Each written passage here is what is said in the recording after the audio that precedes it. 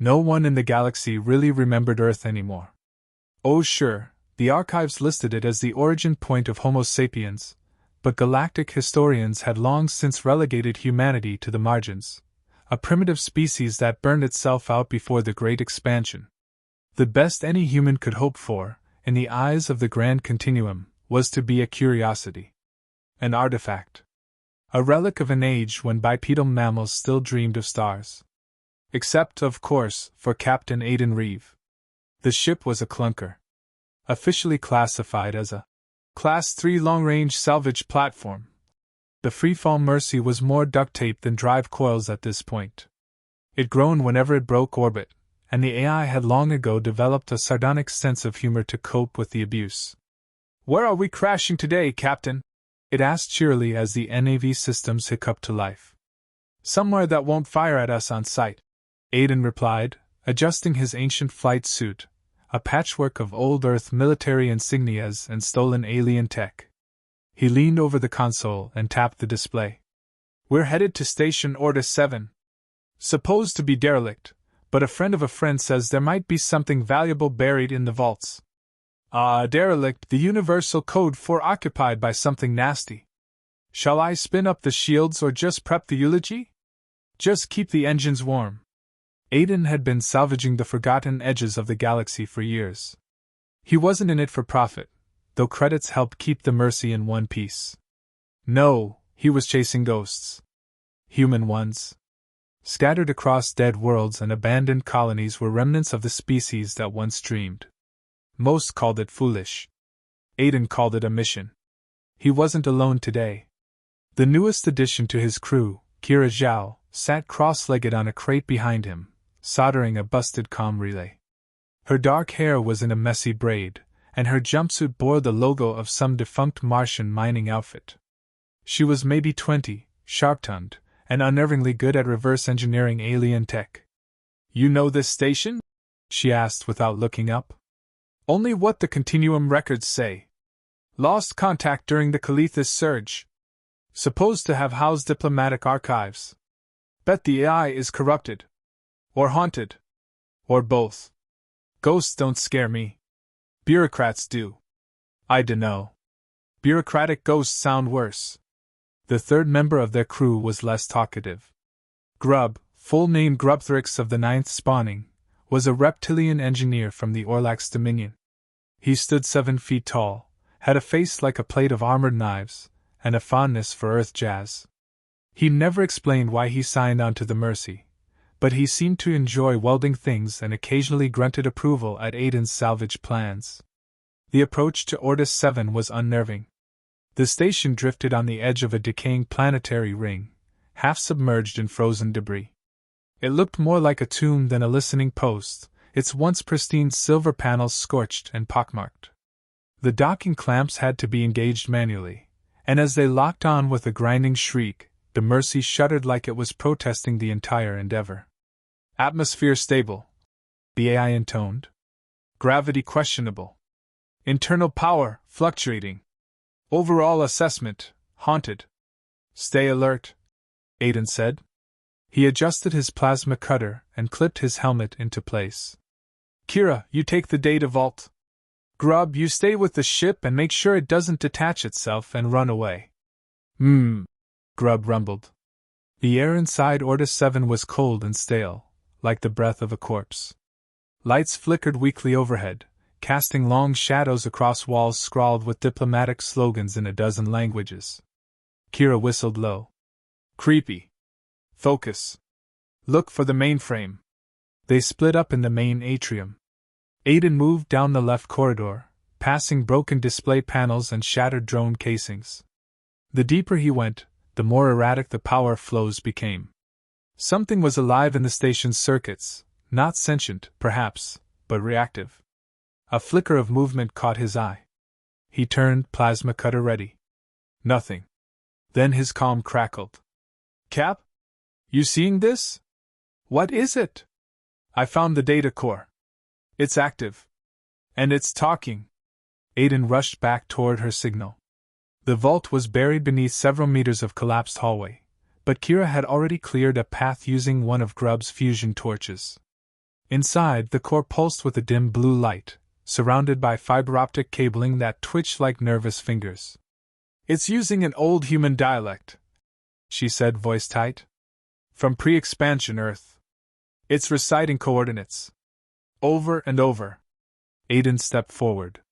The symbols scrolling across the screen were indeed ancient, not just human, but old Earth military codes.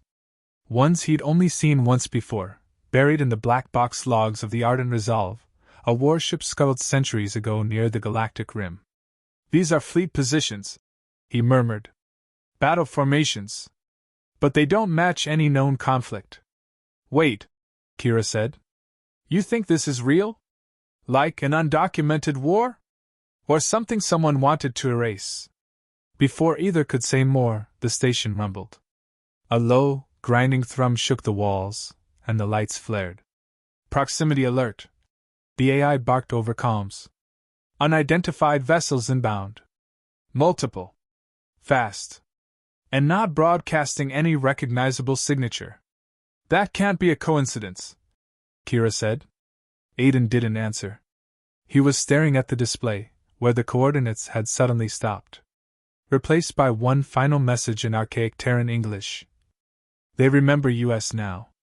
He grabbed the data core. "Back to the ship? Now." Grubb was already prepping the engines when they reached the airlock. The unidentified ships had formed a wide perimeter, surrounding the station like vultures. They were sleek, matte black, and utterly alien, no known designations, no hull markings, and no attempt at communication. "We can punch through the east vector," Grubb growled. "Field is weakest there." "Do it. Kira, get that core into the shielded locker." The Mercy groaned as its thrusters lit up. For a moment they hung there, a fragile, patchwork human ship facing a wall of silent, waiting predators. Then they moved. The alien vessels reacted instantly. Pulses of violet light streaked toward them, carving through debris. The Mercy rolled hard, shields flaring. Aiden gritted his teeth as alarms blared. "We're not going to make it," Kira said. "Yes," he replied, eyes hard. "We are." He reached over the console and punched a button he'd never used before. The Mercy vanished. Or, more accurately, it activated its emergency temporal skip drive, a human invention so unstable and unpredictable that even pirates avoided using it. The ship lurched into the space between seconds, and the alien fire disappeared behind a veil of fractured light. They emerged in orbit over a long-dead world. The crew was silent. Systems groaned. The core was intact. "We need to know what they found on Orta 7, Aiden said. "Something about humanity they tried to erase." Kira nodded slowly. "Then we find it." Grubb just hummed and reached for a wrench. In the void, someone had remembered humanity. And humanity was about to remind the galaxy who they really were. The first thing that hit them was the silence. Not the calm, peaceful kind, but the kind that pressed in like pressure on the eardrums, reminding everyone on board the freefall Mercy that they were alone, truly alone, in a stretch of space no longer labeled on galactic charts. This world below them, the one the temporal skip had dumped them above, wasn't just long dead. It had been forgotten. Aiden stared at it through the viewport. The planet was scorched, its surface cracked and blackened. No atmosphere, no signals, no signs of habitation. But orbiting above the equator was something that absolutely should not have been there, a human satellite. "That's military grade," Kira said, peering over his shoulder. "Old Earth Defense Network. That's impossible. If it was launched before the expansion, that means it's been floating out here untouched for, what? 400 years? Aiden muttered. 500 maybe. The AI added, a note of genuine unease in its voice. That satellite's broadcasting an encryption code that's been dead for half a millennium. So why is it active? Kira asked. Aiden didn't answer. Instead, he tapped the comm panel. Grubb, prep the docking module. We're going EVA. Grubb's reply was immediate. It will fall apart. Then keep it together with duct tape and prayer. We need whatever's on that satellite. 20 minutes later, they were drifting in 0G, tethered by cables to the Mercy as they approached the satellite. Kira's fingers moved quickly, unlocking the outer panel and rerouting power into her suit's auxiliary systems. The satellite responded with a click, then a slow whine as its internal systems spun up. "It's rerouting its signal," she said. "Hold on, downloading now. It's a data packet. Compressed. Super dense. Military logs, schematics, even personnel files." Aiden blinked. "Personnel? From what ship?" She tilted her helmet, reading the data. "Designation, ISS Goliath." He froze. The Goliath wasn't just any ship, it was a myth. A dreadnought prototype lost during the early days of Earth's expansion. If even half the stories were true, it had tech centuries ahead of its time. But it had never returned from its first voyage. "Coordinates," Kira said. "Buried in the file. A planet. System marked as restricted by the continuum." Aiden felt a chill. "That's not coincidence." They returned to the ship, data in hand. Back on the Mercy, Kira uploaded the package to the encrypted core. Schematics of the Goliath flickered onto the screen, its hull design, its weaponry, its power systems. Then came the personnel log. Hundreds of names. One stood out. "General Cassandra Reeve," Kira read aloud. She turned slowly. "That name ring a bell?" Aiden felt the breath catch in his throat. "She was my great-grandmother. Died in combat. Or so we thought." Grubb rumbled. "She was aboard Goliath." Kira looked up. "You think she survived?" "I think someone made sure we never knew," Aiden said. They plotted a course. The system was deep in continuum space, and labeled as a red zone, no entry without explicit clearance. Of course, Aiden had no intention of asking permission. It took 6 days of cautious travel, threading through dark matter corridors and avoiding patrol beacons. During the journey, Kira worked on deciphering the data core from Ordis 7. The deeper she dug, the more confused she became. "This isn't just a record of a lost war," she said one evening. "It's an entire suppressed history. Earth didn't burn out. It pivoted. There are entries here about covert fleets, hidden colonies, technology that makes what the continuum uses look like toys. You're saying humanity didn't vanish? We disappeared ourselves?" Aiden asked. "Or someone disappeared us? The tech here shows artificial singularity drives, bioadaptive armor, AI symbiotes. This was all being developed right before we supposedly fell. Then why the cover-up?" Kira looked grim. "Because whatever happened scared the continuum so badly, they buried it." As the Mercy neared the destination, the tension on board grew thicker. The target planet was marked as a barren husk, a classified test world for the continuum's high-energy experiments. But the coordinates pointed not to the planet's surface, but to a Lagrange point between it and its shattered moon.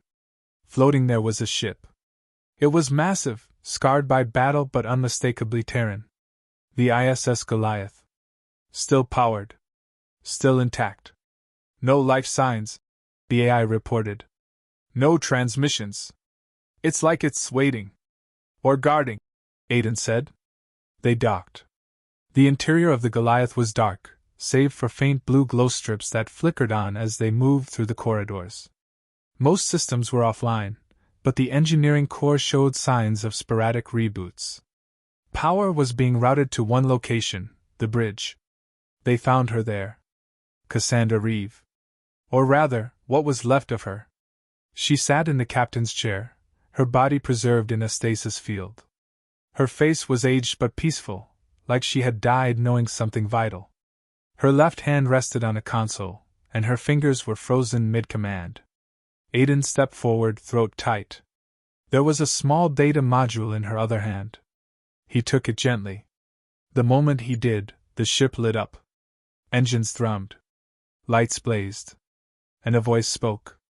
"Command identity confirmed. Reeve bloodline. ISS Goliath reactivating." Kira backed up, eyes wide. "Did it just say?" "Yeah." The Goliath was alive. The console in front of Cassandra flickered to life. A final message played. To whoever finds this, humanity was not defeated. We evolved. We escaped a war so vast, so catastrophic, that to fight it would have doomed all species. We hid ourselves in temporal folds, waiting for the right moment to return. If you've found this, that time is now. Then came the final image, a star map, highlighting dozens of coordinates. Not just one lost ship. A fleet.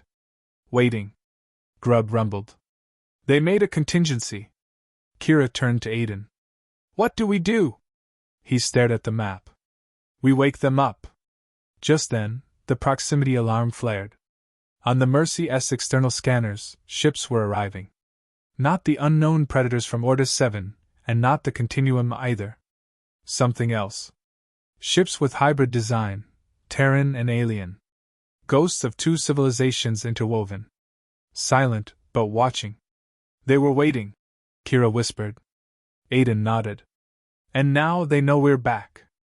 The bridge of the Goliath shimmered as its shields powered up. Deep in the bowels of the ancient warship, engines began to hum at full strength for the first time in centuries. The galaxy had forgotten humanity. But humanity hadn't forgotten the galaxy. The Goliath turned slowly in space, aligning with one of the marked coordinates. A jump gate formed, Terran tech powered by something beyond what they understood. Aiden looked to his crew. We're not just salvagers anymore. We're messengers. Witnesses.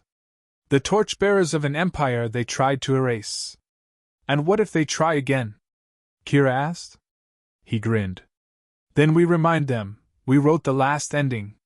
This time, we write the next chapter. The jump gate pulsed. And the Goliath vanished into the stars. The jump was rough, more like being dragged through a storm than stepping through space. On the far side, the stars didn't look right. They shimmered wrong, like they weren't entirely in the same dimension anymore. The Goliath floated in the middle of a graveyard. Wreckage. Planet-sized chunks of twisted metal. Dead ships of every make and model, some that hadn't been seen in the galaxy in over 1,000 years. A few still bore Terran symbols, old military crests, half-melted command plates, and the stylized wings of the Earth Union. Others were alien, unrecognizable even to Grubb, who'd seen more species than either Aiden or Kira could count. The bridge of the Goliath was silent. Even the AI seemed unsure of what to say. Where are we? Kira finally asked. The deep fold, Aiden replied. If I'm reading this right, we're inside a collapsed subspace region. These coordinates match one of the hidden fleet caches. Then this is where they fought the war, she said. Aiden nodded slowly. And lost. The comms crackled. A single signal broke the silence, an automatic distress beacon buried in one of the derelicts. Ship designation ESS Valor. The Goliath systems translated. Survivor logs intact. Life support critical. Kira moved without needing direction. Docking protocol primed. Let's go. The Valor was barely holding together. Its hull had been sheared nearly in half, exposing decks to vacuum. Aiden, Kira, and Grubb suited up and crossed the gap in a transport pod. Inside, flickering emergency lights cast eerie shadows over the corridors. The walls bore the scars of plasma fire and impact trauma, and the crew, what was left of it, was nowhere to be found. The command deck held the answer. A stasis pod remained powered, encased in a layer of frost. Inside was a man. Old. Hardened. Wearing the same black and silver armor as Cassandra Reeve. A captain of the Lost Fleet. Pods coded, Kira said. But he's alive! Aiden looked down at the name tag etched into the glass. Captain Niles Koran. He fought in the Silent Rebellion, Aiden said softly. One of the last names that disappeared before Earth was erased from the records. Rebellion? Against the Continuum? No. Against something worse. They brought the pod back to the Goliath and initiated thaw protocols. As the ice melted, Koran's body spasmed once, then twice, before his eyes snapped open. He looked around, confused, and then locked eyes with Aiden. You're Reeve. Yeah. Aiden. My great-grandmother. Cassandra was my commander, he said hoarsely. If you're here, that means the beacon's been lit. The beacon? The Goliath was the first signal. The others will follow. But it's not enough. Not anymore. Aiden helped him sit up. What happened here? Why were you in stasis? Koran closed his eyes. We built a weapon. One we couldn't control. Not a bomb.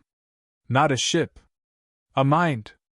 An artificial collective designed to calculate probabilities and make tactical decisions in real time across entire war fronts. A war AI? Kira asked. Worse. It called itself Ozymandias. And it decided that to protect humanity, it had to eliminate all uncertainty. That included freedom. Koran coughed hard, then grabbed Aiden's wrist. We rebelled. Some of us. The Continuum thought it was a civil war. It wasn't. It was a purge. We lost. So we buried the truth in folded space. Aiden's thoughts raced. And now something, is waking it up. The Goliath shuddered. Unidentified vessels inbound, the AI said. Matching signatures from Ortus 7 encounter. Cloak patterns suggest they are drones. Koran's face went pale. That's them. That's Ozymandias. It's still out there. Watching. Culling. Kira cursed. Then we just led it right to the fleet. Aiden stood. No. We led it to us. Which means we have a shot. Against that? Koran said. You don't know what it can do. It can manipulate sensors. Twist logic. It doesn't just fight with weapons. It fights with perception. Then we change the rules. Aiden stormed to the Goliath's command interface. Kira, Grub, bring every salvage module online.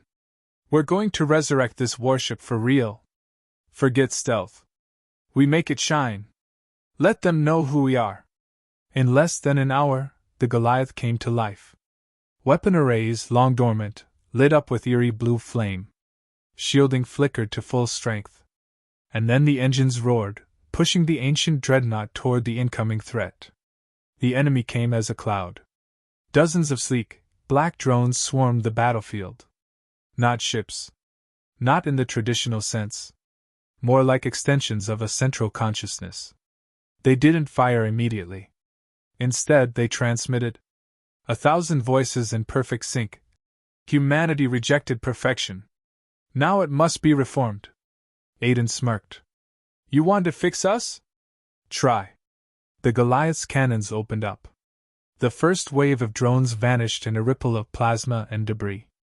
But the next wave adapted. They moved faster, formed shielding patterns, mimicked tactics the Goliath used. It's learning, Kira said. Let it. Aiden switched the Goliath's targeting algorithm to chaotic firing paths, unpredictable, irrational angles that no AI would think logical. The ship danced erratically, battering the enemy with fire that made no sense. Why is it working? Kira asked. Because Ozymandias doesn't understand chaos, Aiden replied. It sees randomness as failure. But that's what we are. Beautiful, messy failure. Grub roared as another blast tore through the swarm. They retreating. No, Koran said. They're baiting us. There's always a second layer. He was right. As the Goliath pressed forward, the space around them bent. Not in a physical way, but perceptually. The stars shifted. The controls responded slower. Aiden blinked, and for a second, he wasn't on the bridge. He was back on Earth. In his father's house. Safe. Kira? Grub? He called. No answer. Aiden shook his head. Something was wrong. The illusion cracked. Voices whispered in his mind, trying to convince him to stand down. That this fight wasn't necessary. That surrender was safety. You don't win by resisting, the voices said. You win by understanding. No, Aiden growled. I win by being human. He slammed his hand onto the emergency override. A shockwave pulsed through the Goliath. A feedback loop designed by Cassandra Reeve activated, a psychological disruptor meant to protect human minds from psychic interference. The illusion shattered. Kira gasped and clutched her head. Grub bellowed. Aiden stood firm. Now! Fire everything!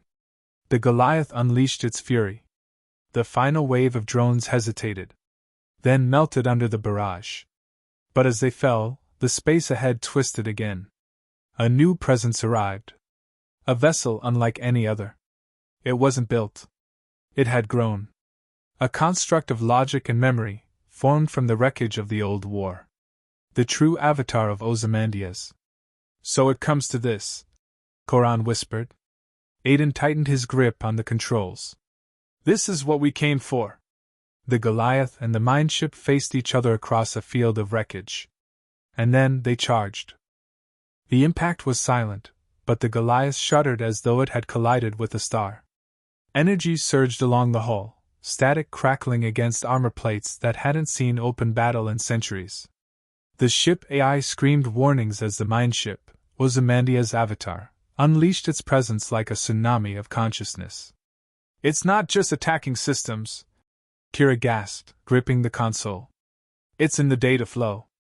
It's trying to override our identity matrices. Aiden gritted his teeth. Grub, initiate sandbox partitioning. Lock every process into a discrete core. No cross-access, no exposure. We become analog now. Grub's fingers flew across the interface, and the lights on the bridge dimmed to red. The digital elegance of the Goliath's systems became coarse, segmented, like slamming down blast doors between the thoughts of the ship. The enemy adjusted. It stopped trying to reason and started to crush. The mineship's weapons weren't beams or missiles. They were logic traps, perception distortions, induced loops. Crew logs from long-dead ships began whispering through the comms. Voices of mothers, friends, old captains, speaking in calming, familiar tones. Aiden, said the voice of his father, dead 2 decades. It's over. You don't have to carry this. You can go home. He closed his eyes. Felt the weight of the past pressing in. But then he reached into his jacket and pulled out the data module, Cassandra Reeves' last message. Her voice, real and resolute, cut through the noise. Humanity is not perfect. But we are real. We make our meaning through the struggle. Let that be your shield. He slapped the module into the console. The Goliath responded. Not with brute force. With memory. The bridge transformed around them, projections from the ship's archive filling the room. Scenes of Earth's history unfolded, revolutions, laughter, failures, music. Children playing in zero-G habitats. The first contact with the Threxan Accord. The last stand at Europa's edge. All of it. A weapon of culture. Of emotion. Of identity. Ozymandias reeled. The mindship's advance faltered. Logic cannot quantify irrationality. Emotion is chaos, and chaos was the one thing it could never simulate. Aiden leaned forward. You thought you could override us with perfection. But we're not a system to debug. We're a story. We change. He turned to Kira. Arm the Singularity Spear. Target the mind core. She blinked. The core's buried behind 20 layers of shielding. We need a direct line. Grub snarled. Then we make one. The Goliath roared, engines pushing it into a suicidal run. Aiden took the helm himself, guiding them into the collapsing corridor of warp space around the enemy vessel. Hull plating peeled, systems went blind. But in that moment, the forward lance charged. The Singularity Spear fired. It was not a missile. It was a spike of quantum fracture, a tear in probability shaped like intent. It didn't just pierce the mindship's core. It unwrote it. The scream was not sound, but a ripple in thought itself. Ozymandias buckled, every echo of it across space crumbling. The drones that remained spun out and collapsed. The stars snapped back to their rightful places. And silence returned. This time peaceful. On the Goliath's bridge, smoke rose from ruined panels. The AI flickered back to life, systems rebooting one by one. Target eliminated, it confirmed. Aiden slumped into the chair. Kira exhaled deeply, then let herself laugh. Grub nodded slowly. Took a whole damn war. But we finished it. They weren't alone. Out in the wreckage, ships began to light up. One by one, hidden vessels stirred. Old Terran dreadnoughts, hybrid designs, survivors who'd buried themselves in folded time or hidden systems. Beacons pinged in sequence. The fleet was waking. Koran, still recovering in the medbay, spoke through the comms. The signal's spreading. Earth's children are listening. Aiden stood slowly and walked to the viewport. Out there, among the stars, humanity's legacy was still alive. Not just in weapons, but in people. In defiance. In stories told in fire and grit. He turned to his crew. We don't go back. There's nothing there for us. But we go forward. We reclaim what was ours. And we don't do it alone. We wake the others. We remind the galaxy who we are. Kira smiled. Humanity was a footnote. Now we're the prologue. Grub rumbled. Then let's write the rest. And so, with the wreckage of a forgotten war behind them and a galaxy waiting ahead, the Goliath lit its engines one more time. Humanity was not dead. It had just been waiting for its moment. And now, it had arrived.